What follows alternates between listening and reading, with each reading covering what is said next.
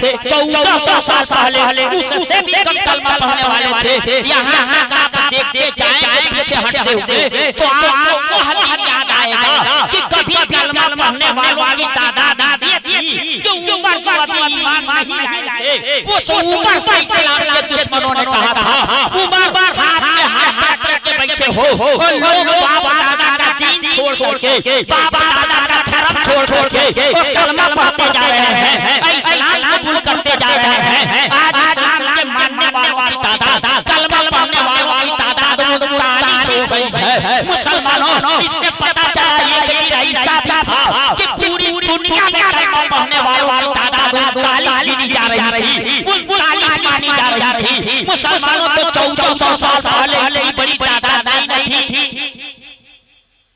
बोल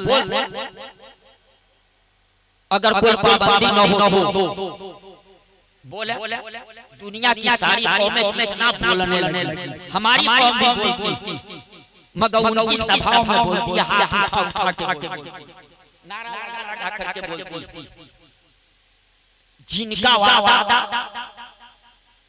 करीब 100% गलत है। आजकल के हालात जो चल रहे हैं ऐसे मौके पर तो उनसे कह दो कि हमको आप जन्नत दे दीजिए तो बेचारे ये कहेंगे कि वो हमारी अख्तियार से बाहर की चीज है, वो कहां दे पाएंगे। बल्कि कहेंगे अच्छा ठीक है हमको कामयाब तो करो, हम उसके लिए भी कोशिश करेंगे। हंसना जरा लगाइए। उनके वहां हमारी कौम बोलती मगर अपने जलसों में मिलाद महफिल में आती है तो जैसे लगता है कि या तो गूंगे हैं या बिल्कुल समझ नहीं, इसलिए लोग बोल मैं चाहता हूं बोली तादाद से कुछ नहीं होता। अभी मैं दिखला रहा आज सबसे ज्यादा तादाद है ना कलमा पढ़ने वालों। 1400 साल पहले इतनी बड़ी तादाद नहीं थी कलमा पढ़ने वालों, नहीं मगर मुझे बताओ क्या आज जितना जलील मुसलमान है क्या इतना जलील 1300 साल पहले भी था, 1400 साल पहले भी था? जितना सहमा है इतना सहमा था 1300 साल पहले भी था। उस दिन तो हमारी तादाद कम थी मगर जिस दिन हमारी तादाद कम थी इतिहास में झांक करके देख लो, तारीख करके देख लो, आपको पता चलेगा जब 1300 साल पहले 1350 साल पहले हमारी तादाद अंगुली पे गिनने के लायक थी, दाना नमक के बराबर थी। पूरी दुनिया में हमें हट्टी बड़ी तादाद थे। उस दिन की तारीख बताती है शाम हमने फतह किया था, रूम हमने फतह किया था, यमन अपनी कामयाबी का झंडा हमने जा रहा था। अब मुल्क फतह करते चले गए, देखते पूरी दुनिया में ये ईमान वाले छा गए, पूरी दुनिया में अपनी कामयाबियों का परचम लहराया। उस दिन हमारी तादाद दाल के बराबर थी जब हम मुल्क फतह कर रहे थे और 1 करोड़ से ज्यादा की तादाद हो गई है। मगर मुसलमानों हम मुल्क क्या फतह करेंगे, अपनी इज्जत नहीं बचा पा रहे हैं, अपनी आबादी नहीं बचा पा रहे हैं, अपना दर्शनाओं को नहीं बचा पा रहे हैं, अपनी खानगाहों को नहीं बचा पा रहे हैं। इसी से बनना चाहता है अगर तादाद से सब कुछ होता तो आज मुसलमानों को सबसे ज्यादा कामयाब हो। नारे तकबीर, नारे तकबीर, नारे रिसालत, नारे रिसालत या रसूलुल्लाह, उलमाए अहले सुन्नत जिंदाबाद, उलमाए अहले सुन्नत जिंदाबाद, जलसे इस्लाही मुआशरा कॉन्फ्रेंस जिंदाबाद, नारे तकबीर, अल्लाहु अकबर। मगर इतनी बड़ी तादाद कभी नहीं थी। हम मुसलमान इतना सलील भी कहीं था, इतना मजबूर भी कहीं था, क्योंकि आज माना जाता है वो दुनिया पुकार तो कर लेती है मगर कुछ कर नहीं पाती है। आप पूरी दुनिया पे नजर दौड़ा के देख लो, चेचनिया को देख लो, बोस्निया को देख लो, फिलिस्तीन को देख लो, अफगानिस्तान को देख लो, ईरान को देख लो। दुनिया का कौन मुल्क है जहां मुसलमान मकार जिंदगी गुजार रहा हो, जहां मुसलमान कामयाब जिंदगी गुजार रहा हो? दुनिया के जिस मोर्चे में है वही सही नजर आ रहा है, वही ठोकराई हो रही है, वही तबाह नजर आ रहा है, वही बर्बाद नजर आ रहा है, वही चीखता दिखाई दे रहा है, वही कराहता नजर आ रहा है। क्या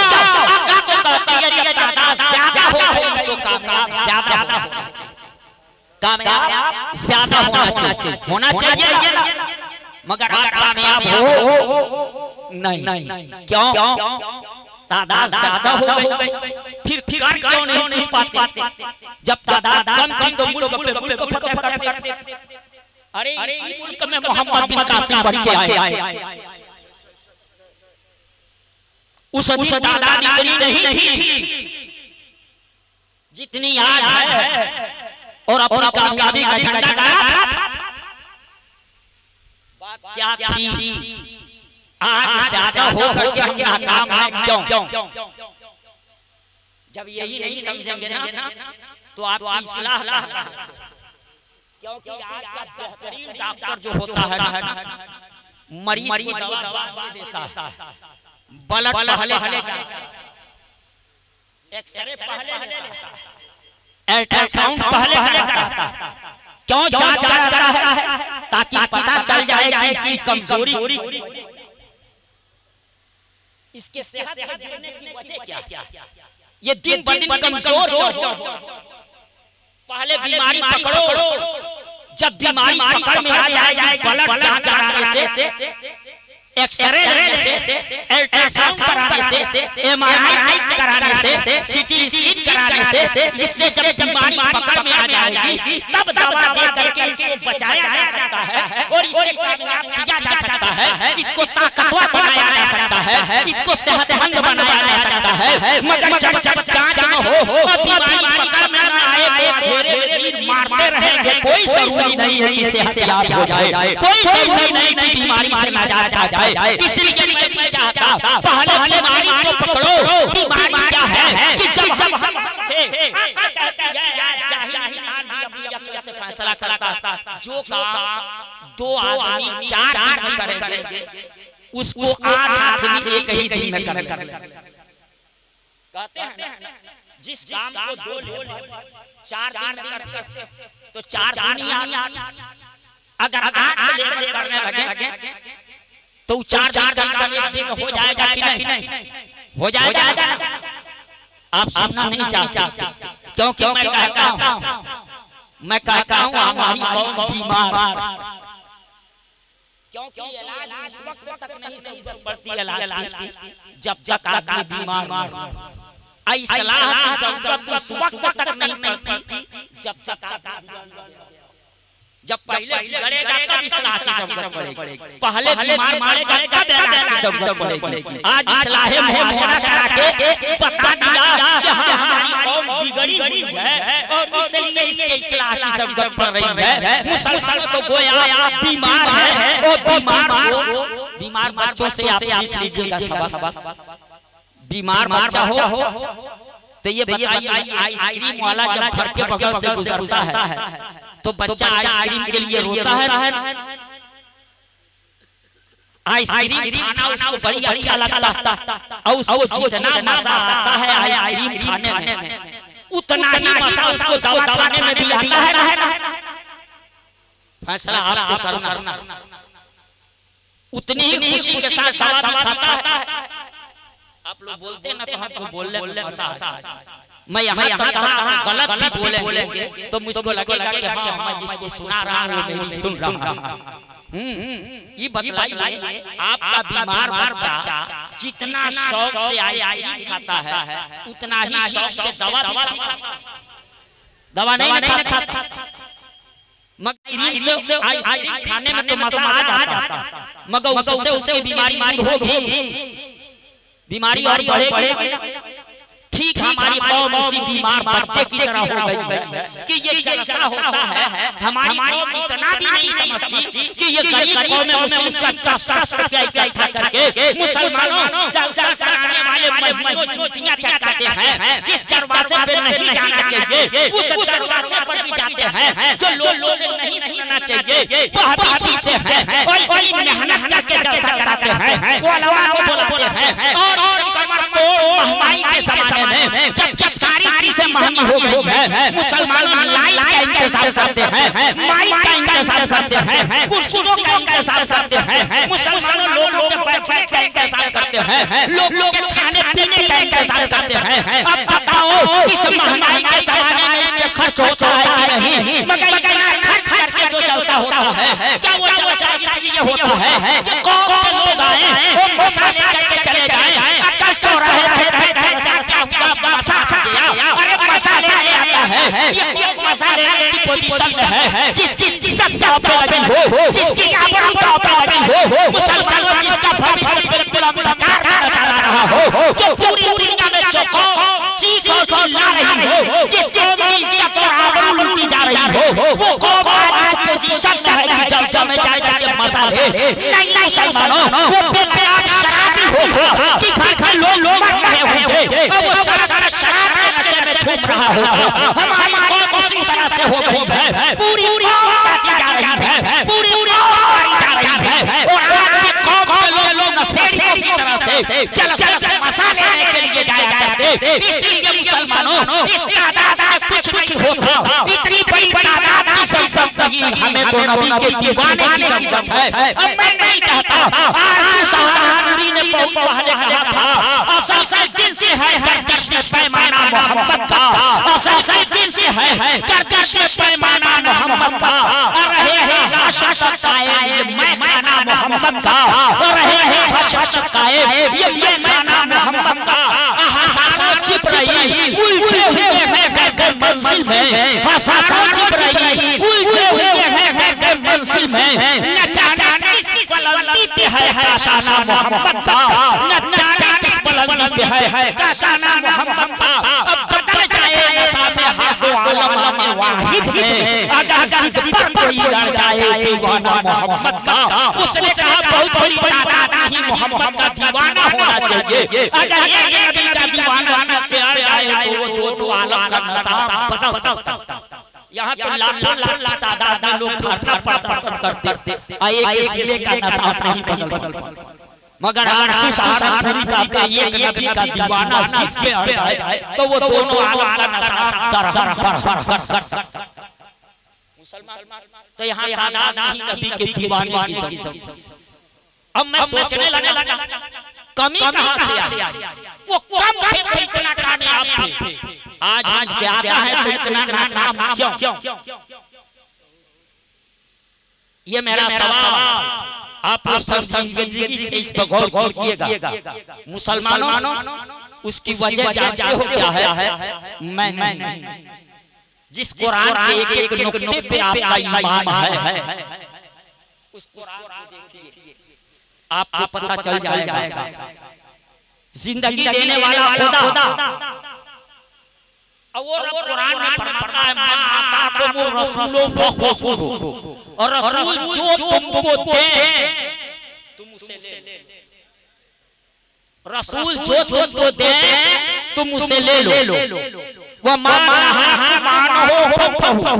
और रसूल जिस चीज से तुमको रोक दे मना कर दे तुम उससे रुक जाओ, जो दे वो ले लो, और जिससे मना कर दे तुम उससे बाज आ जाओ, उसको छोड़ दो। कल के मुसलमानों के कामयाबी का राज ये था कि मुसलमानों कल के मुसलमान सिर्फ वही लेते थे जो मदीने के ताजदार ने दिया, और कल के मुसलमान उससे बचते थे जिससे मदीने के ताजदार ने रोका था। कभी मुसलमानों जितना महारत धरती पे लोग पी रहे थे मेरे आका के आने से पहले उतने शराबी आज किसी जगह नहीं है, वहाँ घर में शराब बनाई जाती थी, मगर मदीने के ताजदार ने एक ऐलान किया था शराब मुतलकन हराम है, जिससे मेरे आका ने ये ऐलान कराया था।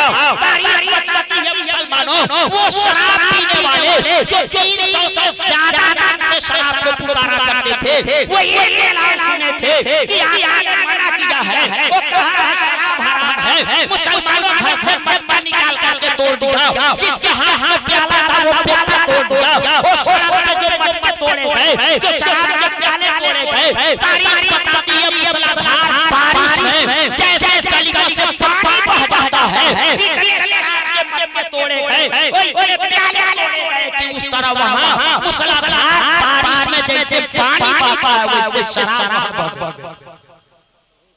जो मुंह तक ले गया था शराब वो भी आका का वो ऐलान सुन करके तुरंत उस प्याले को पटक दिया।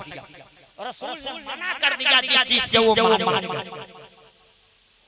कल मुसलमानों के कामयाबी का राज ये था जो आका ने दिया उसको अपनाया, वो जिससे आका ने मना किया उससे वो रुक गए। और आज के मुसलमानों के नाकामी की वजह ये है जो मदीने के ताजदार ने दिया उसी को इसने छोड़ दिया, वो जिससे आका ने उसको मना किया उसी को इसने अपना लिया।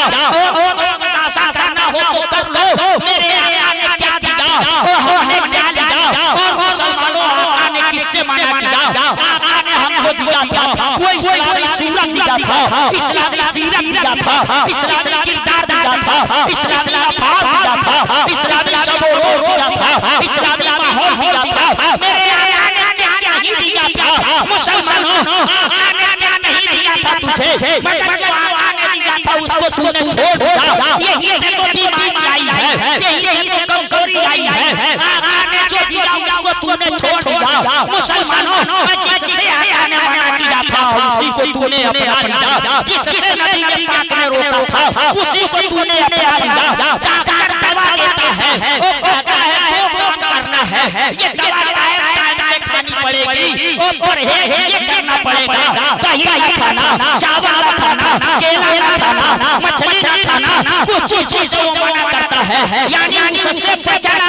ये टाइम खाना छोड़ छाड़ दे तो मुसलमान की बात पाबंदी से आप करता है और कुरान में रट पा रहा है। और रसूल जो दे उसको ले लो, और रसूल जिससे तुमको मना कर दे तो उससे बात करो। ये झोला चाटा तो बात मगर अपने परवरदिगार की बात नहीं मानता, ये नहीं कहता जाएगा तो कौन कहता जाएगा? ये नहीं सलीब दिया जाएगा तो कौन सलीब दिया जाएगा? ये नहीं सुहा हो तो कौन?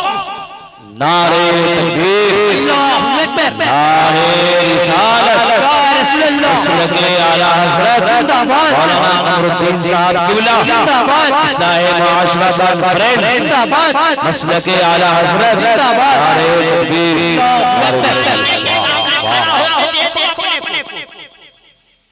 आईने में चेहरा देख लो, अपनी सूरत देख लो, अपना तौर तरीका देख लो, अपनी माँ बहनों को देख लो, पता चल जाएगा कि जो रसूल पाक ने दिया वो मेरे पास है कि नहीं। जो पैगंबर इस्लाम ने दिया वो तेरे पास रहता तो दुनिया बात मानती, मगर तुझे मुसलमान पहले कहती, इस्लाम का मानने वाला पहले कहती, गौसो पाक ख्वाजा पाक का दीवाना पहले कहती।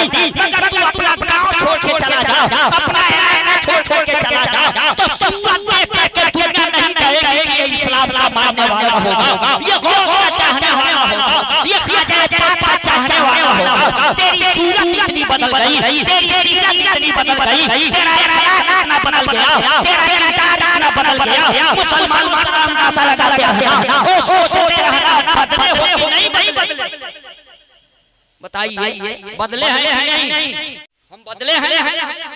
उसी तरह हमारी माँ बहनों को देख लीजिए, जो पैगंबर ने दिया था वो मेरे पास होता तो हमारी माँ बहनें कहीं बेपर्दा नजर आती, बेपर्दा नजर आती। आज दुनिया तो हमारे पर्दे पे उंगली उठा रही है, कभी हमारे पर्दे पे उंगली उठा रही है, कभी निकाब पे उंगली उठाई जा रही है। हमारी माँ बहनों को अब भी होश नहीं कि ये तहैया कर लें कि तूने अगर हमें बेपर्दा करने की कोशिश की है तो अब हर बच्ची और हर इस बात का तहैया करती है, घर से उसका कदम बगैर पर्दे के बाहर नहीं निकलेगा।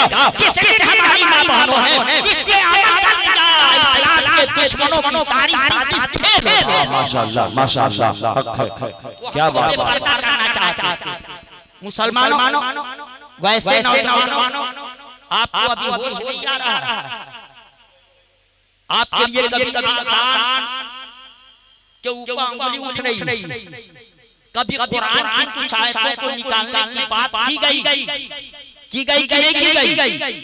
आसान के ऊपर उंगली उठी कि नहीं उठी? उठी ना। मुसलमानों कभी तलाक का मसला आता है, 3 तलाक का मामला उठाया जाता है, कभी निकाह का मामला आता है, कभी एक से ज्यादा शादी का मामला आता है, कभी ज्यादा बच्चे पैदा करने का मामला आता है, कभी कुरान की आयतों की बात होती है। जहां इतनी आवाजें उठ रही हो, क्या तुझे इस बात का डर नहीं है कि तुम्हारे बाप दादा तो तुमको इस लायक छोड़ गए हैं कि अभी तुमको कलमा पढ़ना आ रहा है। मुझे ये सांप का मर्डर करना, मुझे बता दो मुसलमानों, आज भी मुझको लगता है कि इतने मदरसे चल रहे हैं, इतने मकतब चल रहे हैं, गांव-गांव में मकतब मिल जाएंगे, गांव-गांव में मदरसे मिल जाएंगे। तो इतना मदरसा चलने के बाद, इतना जलसा होने के बाद हमें लगता है 15 से 20% नौजवान आज भी ऐसे मिलेंगे जिनको 3 कलमा सही याद। बताइए मिलेंगे कि नहीं? इसका पता उस वक्त चलता है जब निकाह पढ़ाने वाले स्टेज पे निकाह पढ़ाते भरे भजमत ना, तो मैंने देखा एक लफ्ज को काफिये शरा को 2-2 बार कहना पड़ता है, तब लड़का कह जो मैं कह रहा हूं आप प्रैक्टिकली तौर पे महसूस कर सकते हैं, देखें ऐसा होता है कि नहीं। अब बताएं, सच बोलने में आपको डर क्या? सच बोलने में आपको क्या डर? मेरी बात पल्ले नहीं पड़ रही है क्या? आज इतने मदरसे चल रहे हैं, गांव-गांव में मकतब चल रहे हैं, मस्जिदें हैं, इमाम हैं, तकरीरें होती हैं, मिलाद मातूम रचाई जाए। इतना होने के बाद आज 15-20% नौजवान ऐसे हैं कि नहीं जिनको 3 कलमा सही याद। बताएं मिलेंगे 15-20%। अब मुझे एक बात बताइए, संजीदगी जब इतने मदरसे चल रहे हैं, इतने मकतब चल रहे हैं, इतनी तकरीरें हो रही, इतने मौलाना हैं, तो 15% नौजवानों को आज कलमा नहीं याद। अब इंसाफ से बताओ, आज ही सारे मकतब और सारे मदरसे बंद कर दिए, जैसे कुछ दिन पहले इस तरह की एक आवाज आई, सारे मदरसे आज बंद कर दिए। अब बिल्कुल हासिल रहो सहनी तौर पे, हमको नारे की जरूरत नहीं है। बड़ा नारा तुमने लगा दिया है, दुनिया को पता चल गया है कि नारे में दम ये सब खोखला। मुसलमान आओ देखो, मैं अपनी बात खत्म कर रहा हूं। आज ही सारे मदरसे बंद कर दिए, सारे मकतब बंद कर दिए।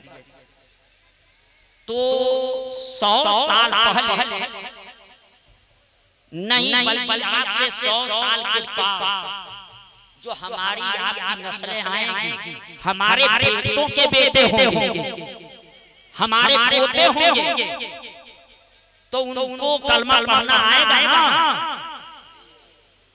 उनको वसूल के मसाइल मालूम होंगे नहीं? क्यों? इसलिए कि जिन लोगों को आज आ रहा है, आज ही ये सब बंद कर दिया जाए, तो जिनको याद है ये तो 50 साल के अंदर चले जाएंगे, इनकी फ्लाइट हो जाएगी। अब उनसे जो 2-4 आदमी सीखे रहेंगे, उनकी फ्लाइट 100 साल में चल हो जाएगी। मगर उनकी औलादें आएंगी, उनको क्या पता कि गुस्ल किसको, वज़ू किसका नाम, तहारत किसको कहते हैं, कलमा क्या चीज होता है, नमाज किसको कहते हैं, रोजा किसको कहते हैं, पता चलेगा? नहीं ना पता चलेगा। आज ये खतरनाक साजिश, अब तुझे होश नहीं आ रहा। मदरसों पे लोगों की नजर पड़ी हुई है, ऐसी सूरत में आपको किसी से लड़ने को मैं नहीं कहता। मैं कहता मुसलमानों तहल्लुक कर लो, हर बात सोच ले, हर बात सोच ले।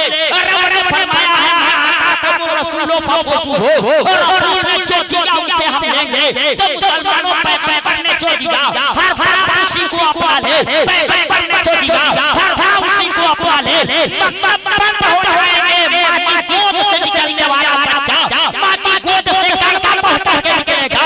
बाबा शब्द को में परवाह करने वाला बेटा बाबा कलमा सीख करके निकलेगा। बच्ची होगी वो माँ से वसूल का तरीका सीख करके निकलेगी। बच्चा होगा वो बाबा कलमा पढ़ता देखेगा, बाबा कुरान पढ़ते देखेगा, बाबा शरीयत की पाबंदी करते देखेगा। तो मुसलमानों मेरा है बन जाएगा। तुमको दे दो उसे ले लो। अब पैगंबर जिस चीज से तुमको मना करे तुम उससे बात आ जाओ। जो पैगंबर ने दिया उसे अपना ले। माशाअल्लाह, वो हर मदरसा बन जाएगा कि नहीं? बन जाएगा कि नहीं? दुश्मन अपनी साजिश में नाकाम हो जाएंगे कि नहीं? तो जो नबी पाक ने दिया उसको हमने लिया नहीं। और जिससे मेरे आका ने मना किया, क्या उससे हम गए? जिससे मेरे पाक ने रोका हमको, क्या हम उससे रुक गए? मेरे आका ने किस चीज से रोका? शराब पीने से रोका कि नहीं रोका? जुआ खेलने से, झूठ बोलने से रोका ना? गीबत करने से, चुगली करने से आका ने रोका कि नहीं रोका? मगर उसमें कितना आगे हो इसका अंदाजा कर लेना। आबादी में आप कै परसेंट माने जाते? कै परसेंट? गांव में जनसंख्या में आबादी में कै परसेंट हम माने जाते? किसी को नहीं। कोई तो बोल दे 20 माने जाते ना। इसका मतलब यह है कि किसी गांव में 100 घर तो उसमें 80 दूसरे लोग हैं हमारे बिरादरान वतन, अब 20 हम। यही ना 20% का यही मतलब 20। तो गांव में आप 20 हो, मगर शराब की भट्टी पे जाके सुबह से लेकर शाम तक जो शराब तो वहां नजर आओगे। जो गांव में 20% है शराब की भट्टी पे वो 50% नजर आता है। जो गांव में 20% है वो कचहरी में जाके देखिए उसी के मुकदमे 50% नजर आएंगे। जो गांव में 20% है आप थाना और कोतवाली में जाके देखिए उसी के मामले में थाना और कोतवाली में 50% पहुंचते हैं। अब बता हम बिगड़े हैं कि वो बिगड़े हैं? जो 80 थे उनके 20 मुकदमे होंगे, आपके 20 था तो तेरे 15 मुकदमे होंगे। अब बता तू बिगड़ा है कि वो बिगड़े हैं? शराब की भट्टी पे तू 20 घर होके 50 आदमी पहुंच जाते हैं, अब वो 80 घर होके 50 पहुंचते हैं। तो बता तू बिगड़ा है कि वो बिगड़े हैं? मुसलमानों जब हम इतना बिगड़ गए, मेरे आका ने किससे रोका? हमने उसी को अपना लिया और उसी को अपनाने का नतीजा निकला कि आज हमारा सब कुछ बदल गया, सब कुछ बदल गया। मुसलमानों, इसलिए मैं आपसे कहूंगा कि अगर आप चाहते हो कि आज फिर कामयाब हो जाओ तो उसका कोई और इलाज नहीं। इलाज है जो रसूल पाक ने दिया उसको ले लो। आका ने जिससे मना किया उससे बस। अब आप लोग बोझ महसूस कर रहे हैं, टाइम ज्यादा हो गया। मैं शुरू में कहा माथे बढ़िया बाजार नहीं लगती, अब मैं जबरदस्ती सुनाने का कायल नहीं। बस जो आपने हैं उन बातों पे सिर्फ और सिर्फ आप अमल करें। हमारे आका ने सिर्फ नमाज का तरीका नहीं दिया। क्या है जो मेरे आका ने नहीं दिया?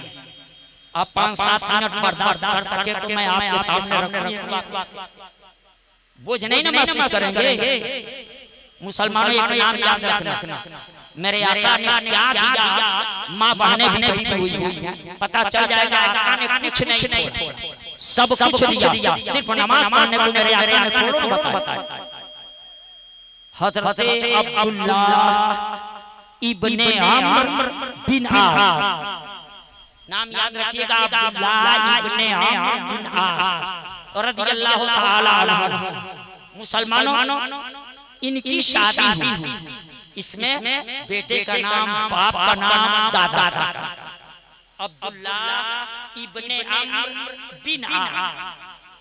तो मुसलमानों, अब्दुल्लाह इब्ने अम्र तो अम्र के बेटे ना अब्दुल्लाह हुए, बिन आस तो ये दादा हुए, ये बाप हुए, ये बेटा।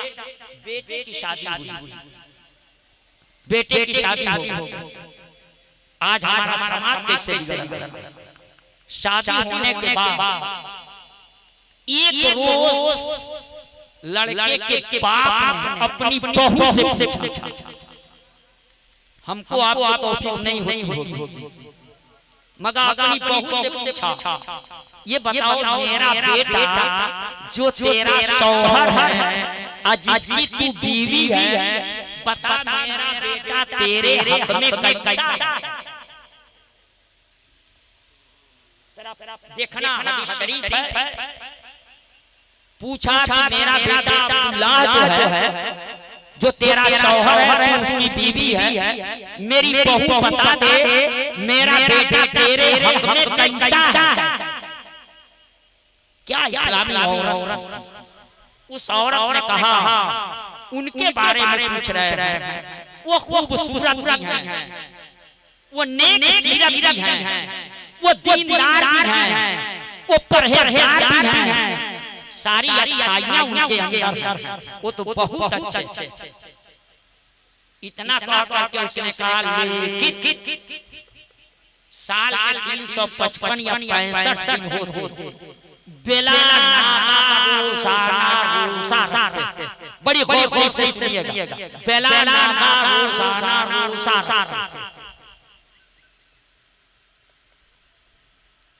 और पूरी रात नफली नमाज पढ़ते। ये दोनों काम गलत है कि ठीक है? ठीक है ना? सालों साल रखना बेला अब पूरी रात रब की इबादत करना, नवाफिल पढ़ना, ये दोनों काम अच्छा है। उस औरत ने कहा ससुर से आप पूछ रहे हैं मेरे शौहर के बारे में, तो आपके बेटे जो मेरे शौहर हैं वो बड़े अच्छे हैं, बड़े नेक हैं, अखलाकमंद हैं, दीनदार परहेजगार हैं, बेला नागा रोजाना रोजा रखते हैं, अब पूरी रात नमाज पढ़ते। मगर सब लोग नहीं कैच किए, मगर लड़के के पाप ने अपनी बहू से इतना सुन करके फैसला कर लिया कि बेटे के अंदर कमी। वो गए रसूल पाक बार देखो आने क्या दिया, गए रसूल पाक बार कहा या रसूल अल्लाह मैंने बेटे की शादी कर दी है, बहू घर में आ गई है, मगर मेरी बहू ने इस तरह से बताया है। आका ने फरमाया घबराओ नहीं, मैं अभी अब्दुल्लाह को तलब करता हूं, अभी सम्मन जारी करता हूं, अभी नोटिस जारी करता हूं, उनको बुलाता हूं। अक्ल हैरान हो गई, अच्छा काम कर रहे हैं, बेला नागा साल रोजा रख रहे हैं, पूरी रात पढ़ रहे हैं, अब फिर भी आका उनको कह रहे हैं कि अभी मैं सम्मन जारी कर रहा हूं, बुला रहा हूं। गए आका की बारगाह में, जब आका की बारगाह में ये पहुंचे तो आका ने पूछा अब्दुल्लाह तुम बताओ तुम्हारा दिन कैसे गुजरता, तुम्हारा दिन कैसे गुजरता? इन्होंने कहा या रसूल अल्लाह मेरा दिन कैसे गुजरता है, कोई नागा नहीं होता, मैं रोजाना सालों साल रोजाना रोजे से,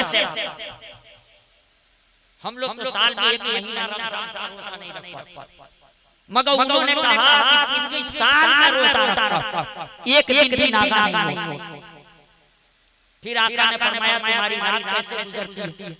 कहा या रसूल अल्लाह रात के बारे में पूछ रहे हैं, रात मैं ऐशा की नमाज से फारिग होने के बाद नफली नमाज इस तरतीब से पढ़ता हूँ कि फज्र का वक्त होते होते मैं 30 पारा पढ़ लेता हूँ और नफली नमाज भी अदा करता हूँ।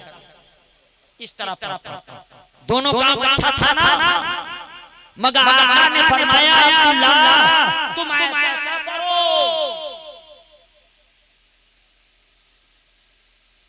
तुम महीने में 3 रोजा रखा करो, रमजान को न ले जाकर के इसको चस्पा कीजिए, जो बाकी रमजान के अलावा 11 महीना है उसके लिए आका ने कहा 3 रोजा रखा करो। और उसी तरह एक ही रात में 30 पारा पढ़ लेते हो, एक रात में न पढ़ो, एक रात में 3 ही पारा पढ़ो, 30 दिन में एक खत्म करो, नहीं 30 दिन में लग रहा 15 दिन। जब ये कहा तो आज जो लोग सिर्फ जुमा पढ़ने जाते हैं दो रकात पढ़ करके मस्जिद से ऐसे भागते हैं जैसे लगता है कि खाने में है आओ कहने का दरवाजा खुला, आज इनको रिहाई मिली, जल्दी से भाग 2 रकात नमाज पढ़। मुसलमानों से सोचना, वहां आका ने कहा तुम रोजाना रखो, महीने में 3 रोजा रखा करो, इसी तरह से पूरी रात न पढ़ो, कुछ देर पढ़ लिया करो, एक ही पारा 2 ही पारा पढ़ लिया, एक रात में 30 पारा न पढ़ो। तो उन्होंने कहा था या रसूल अल्लाह मैं जवान नहीं हूं, मैं ताकतवर आदमी हूँ। ये जो आप बता रहे हैं कि हमको कम लग रहा है, गरम फरमाइए, थोड़ा और बढ़ा दीजिए। आका ने थोड़ा थोड़ा बढ़ाना शुरू किया।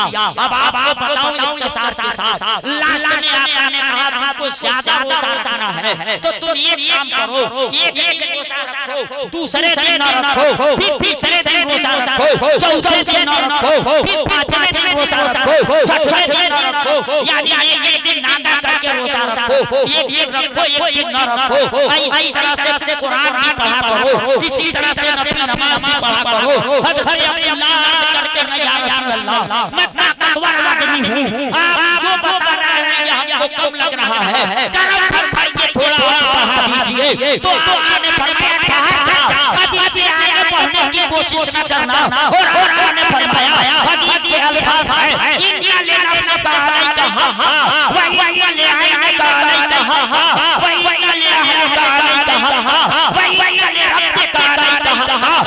आपने फरमाया अब इससे ज्यादा की बात ना करो। क्या क्या चाहते हो, सिर्फ नमाज पढ़ करके जन्नत पा जाओगे, सिर्फ रोजा रख करके जन्नत पा जाओगे। मुसलमानों कमी क्या थी, आपका दबाव नहीं पहुंचा, मगर मदीने के ताजदार ने समझ लिया था। आपने कहा कि जब ये रोजा रखते हैं तो सुबह से लेकर गुरूब आफ्ताब तक रोजा रखना होता है। अब पूरी रात इबादत में गुजार देते हैं तो दिन में भी बीवी का हक अदा नहीं कर पाते, और रात में बीवी का हक अदा नहीं कर पाते, तो ये बीवी का हक अदा करते हैं। इसलिए आका ने फरमाया तुम जाओ, सिर्फ नमाज रोजे से तुम जन्नत में चले जाओगे। इतना लेना सताई का हक तुम्हारे ऊपर तुम्हारी जान का भी हक है। आज जवानी के नशे में हो, इसलिए बिना नागा रोजा रखते हो, मगर वक्त से पहले हमें हम आ जाएगा, इसलिए तुम अपनी जान का भी हक अदा किया करो। वही ले आए का हक तुम्हारे ऊपर तुम्हारी आंख का भी हक है। पूरी पूरी रात इबादत में गुजार देते हो, अपनी आंख का हरा नहीं करते, वक्त से पहले आप बिनाई जवाब जाएगी, वक्त से पहले आप हो जाओगे, इसलिए कुछ सोच लिया करो, अपनी आंख का भी हक अदा कर लिया करो। वही ले आने का अलई कहा। अब तुम्हारे ऊपर तुम्हारी बीवी बच्चों का भी हक है, तुम अपनी बीवी बच्चों के लिए भी वक्त निकालो, बीवी का भी हक अदा करो, और अपने परिवार और बाल बच्चों को हलाल कमा के हलाल रोज़ी खिलाना, ये भी तेरी जिम्मेदारी है। और इन लोगों के पास तेरे ऊपर तेरे रब का भी हक है, यानी अपनी बीवी का भी हक अदा करने के लिए वक्त निकाल, अपने बच्चों का भी हक अदा करने के लिए वक्त निकाल, अपने माँ बाप का भी हक अदा करने के लिए वक्त निकाल, अपने रिश्तेदारों का भी हक अदा करने के लिए वक्त निकाल। मुसलमानों मेरे आका ने क्या छोड़ा, जिस आका ने जूता पहनने का ढंग बताया हो, और जिस आका ने जूता निकालने का ढंग बताया हो, उस आका के कलमा पढ़ने वाले यहूदियों से तरीका लेने जाते, ईसाई से तरीका लेने जाते, फिर क्रिश्चियनों की नकल करने जाते। अरे साल चंद नकल ही नहीं थी तो सिद्दीक़ अकबर की नकल कर लिया होता, तुझे नकल ही नहीं थी फारूक आज़म की नकल किया होता, उस्मान गनी की नकल किया होता। कितना भाग्यशाली है कि नाना जैसे में खौफ लगाता है, और सलमान खान भी करता है, शाहरुख खान भी करता है, फिर प्यारों की करता है। अरे जिस खौफ का नारा लगाता है उसी खौफ की नकल किया होता, जिस राजा का नारा लगाता है उसी राजा की नकल किया होता, जिस इमाम महमसा का नारा लगाता है उसी की नकल किया होता। तेरी सीरत भी इस्लामी होती, तेरी सीरत भी इस्लामी होती, तेरा माहौल भी इस्लामी होता, तेरी सोसाइटी भी इस्लामी। अपनी कमियों को महसूस करो, और रब ने फरमाया माता रसूलों और रसूल जो तुमको दे तुम उसे ले लो, वमा नहाअनहु फंतहू, जिस चीज से वो तुमको रोक दे तुम उससे रुक जाओ। देर तक आप लोगों ने मुझे बर्दाश्त किया, इसके लिए मैं आप लोगों का शुक्रगुजार हूँ।